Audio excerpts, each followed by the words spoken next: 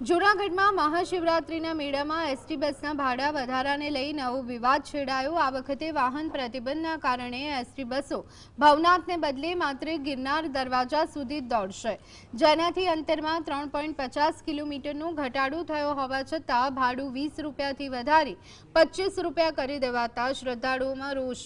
વિપક્ષ કોંગ્રેસે આ મુદ્દે સરકાર પર પ્રહારો કરતા જણાવ્યું કે જો રાજકીય કાર્યક્રમમાં ભીડ એકઠી કરવા માટે બસો નિઃશુલ્ક ફાળવવામાં આવતી હોય તો ધાર્મિક મેળામાં આવતા ભક્તોને પણ મફત અથવા વ્યાજબી દરે સુવિધા મળવી જોઈએ।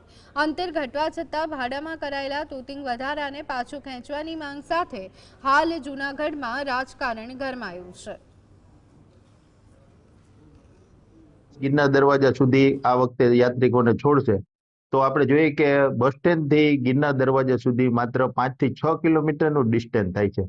તો આ વખતે 5 રૂપિયા એમાં વધારો કરીને 25 રૂપિયા ટિકિટ રાખવામાં આવેલી છે। ખરેખર અન્યાયપૂર્ણ છે, કારણ કે આટલો બધો ભાવ ખરેખર એટલા રૂટનો હોય નહીં। ત્યારે આપણે જોઈએ કે જેતપુર કે તમે વડાલ કે જાઓ તો પણ હાવ નોમિનલ ચાર્જ છે ને, તો કેટલા કિલોમીટર થાય। અને આપણે બીજી તરફ જોઈએ તો મેળામાં કિલોમીટર ઘટ્યા છે પણ ભાડું વધી ગયું છે।